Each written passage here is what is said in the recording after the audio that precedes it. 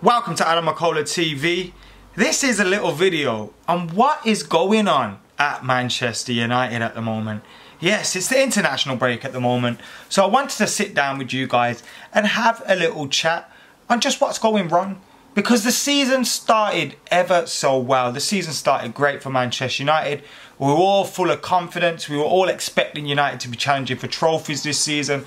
There was a great buzz at the stadium. There was a great buzz amongst the team. The manager looked like he was finally happy and things were moving in the right direction. We felt like we were going somewhere. And ever since the last international break, that draw at Anfield, the wheels seem to have begun to fall off.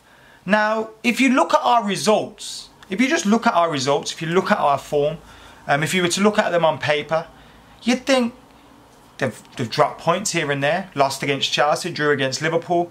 Apart from the Huddersfield defeat, United have been performing well this season. Because results against Chelsea and Liverpool, you'd expect them. But then when you feel the mood of the camp and you feel the mood of the stadium, you look at the manager in his press conferences and his interviews, something's not quite right at Manchester United at the moment, and I don't know what it is. I genuinely don't know what it is. So I'm going to use this video to try and get to the bottom of it, and I've got a few points I want to discuss to ask you guys whether you think any of these things could be contributing to the mood at the moment, and is it really that bad? Because look, we're 8 points off City. We don't want to be 8 points off City, but there's still a long way to go this season. We're top of our Champions League group 4 out of 4, and we're still in the League Cup, the FA Cup's to come. So, are we overreacting a little bit as well? So we'll be discussing all that here today, and I'll be getting stuck into that in a second. But firstly, I just want to ask you guys for a huge favour. Make sure you're hitting that subscribe button if you're not subscribed. We're trying to hit 50k by 2018, and I mean January 2018, not this time next year. So hit that subscribe button. One of the first reasons, and one of the obvious reasons, has been the injuries to the team. No Zlatan Ibrahimovic for the whole season. No Rojo, he's been out for the whole season too. We've had Bailly out at times. Paul Pogba, been a huge miss for Manchester United. Marouane Fellaini, Henrikh, they've been out too. United have had their injury problems. Now the big one for me has been Paul Pogba. Paul Pogba has been missing for Manchester United. And look, when he immediately came out of the side, we were still beating teams here and there. But you look at some of those results, they were against the likes of Crystal Palace and so on. And then from that Liverpool game onwards, we have found it really difficult. In games where we've had to be more tactical, we've had to face a midfield battle, we've lost because we've been without Paul Pogba. And he is such a huge influence on Manchester United. On any team he would be a huge influence, and any side is going to miss their record signing. I mean, when everyone was talking about Tottenham Hotspur coming to Old Trafford without Harry Kane, everyone was acting like it was the end of the world for Spurs. But when they talk about Manchester United, and listen, Spurs only had Kane out at that point, and I think maybe Wanyama too. But when you look at United, we've had Pogba out, in addition to, at times, all of our centre-halves bar Smalling and Lindelof, because we've had a few of those injured too. All of our midfielders, including Pogba, Henrikh, Fellaini, they've been out. So we've been relying on 2. We've had players out all over the place. Yet all this talk has been of, you know, Harry Kane missing for Spurs, what they're going to do without him. Hey, Paul Pogba is as important to Manchester United as Harry Kane is to Spurs. And I think it's obvious that there's going to be a decline in performance, a decline in chance creation, and a decline in goals without Paul Pogba. I mean, look at the stats. They speak for themselves. With Paul Pogba this season, we've created 14.8 chances per game. Without him, 7.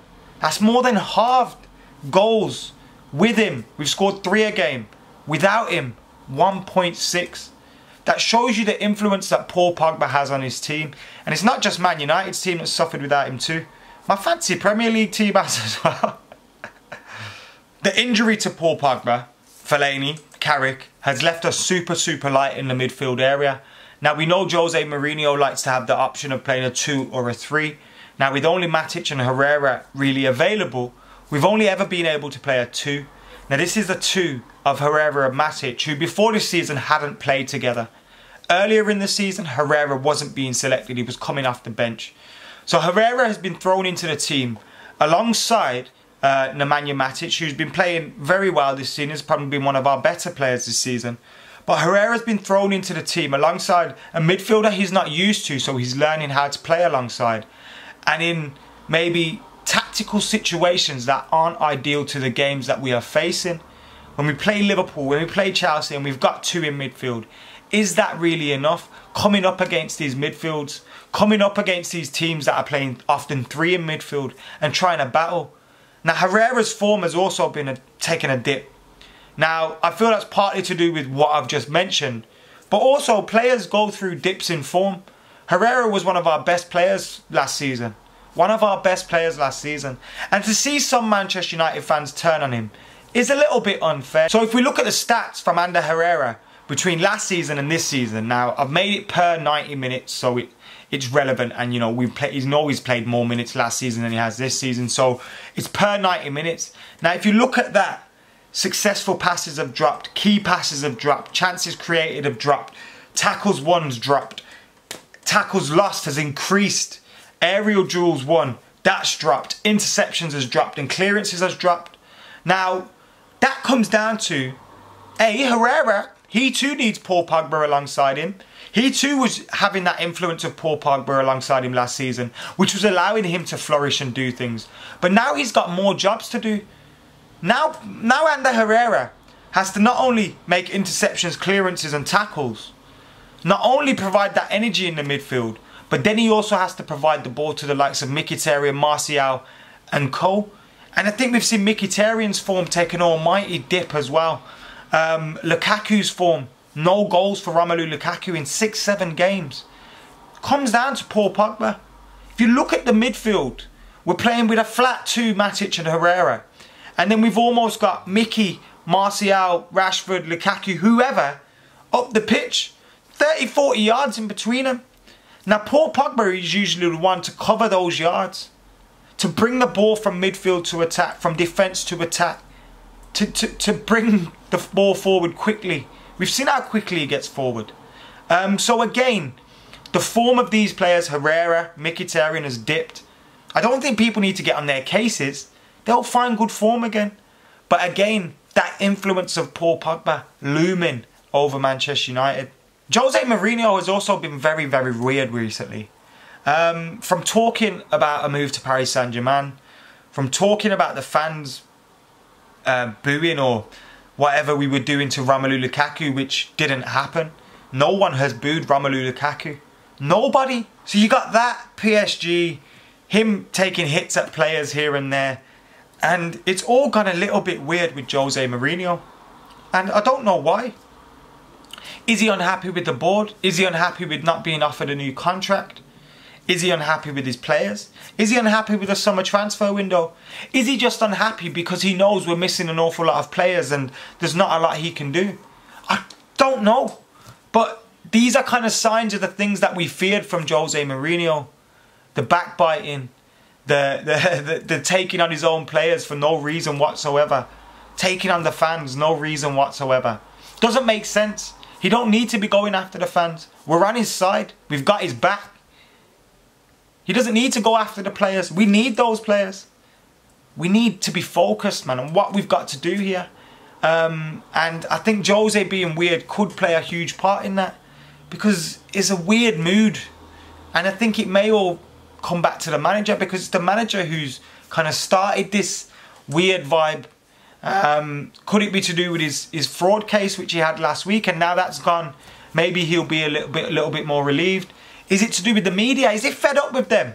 Whatever it is, I don't know. But Jose just needs to relax a little bit and just, you know, come on, Jose. We got your back, man. Now, a point I've also jotted down here on my notes is over-expectant fans, question mark. Now, I'd include myself in that. But are we as Manchester United fans way too over-expectant at this moment in time? Now, I'm not saying we can't expect to win trophies. We always have to expect to win trophies. But are we expecting Jose Mourinho to do his job quicker than maybe is reasonable? Do we need to give this man more time? Do we need to ease up off him a little bit? Because, like I said earlier, bar the Huddersfield result, you know, if you look at our form on paper, it's not that bad. Compare it to last season. Last season, at this stage in the season, in 2016-17, we had 18 points and a +3 goal difference. We were sitting in 6th in the league. Now, at this point in the season, we have 23 points, 18 goal difference, and we're sitting in 2nd. So we have made massive improvements on last season. Are we being unfair to Jose Mourinho and the boys? Are we? That's one side. Then the other side of that says, no, we're not being unfair. Because in Jose Mourinho's games against the top 6, away from home, drawn 5 and lost 5. Away from home this season against Liverpool and Chelsea, we've scored 0 goals and got 1 point. That is just not good enough. And we came up against the side, against Liverpool, against Chelsea, you would have thought, perfect time to be playing these lot. We can go and get a good result there. And by good result, I mean a win. Because a draw is par. At Liverpool, it's par. At Stamford Bridge, it's a par, even though we lose there quite a lot. But you know what I mean. So are the fans right to be expecting more from Jose at this moment in time? In terms of style of football, are we right to be expecting more from Jose there? But then I find it hard because we've scored so many goals this season. So are we always going back to Paul Pogba? We just missed that guy.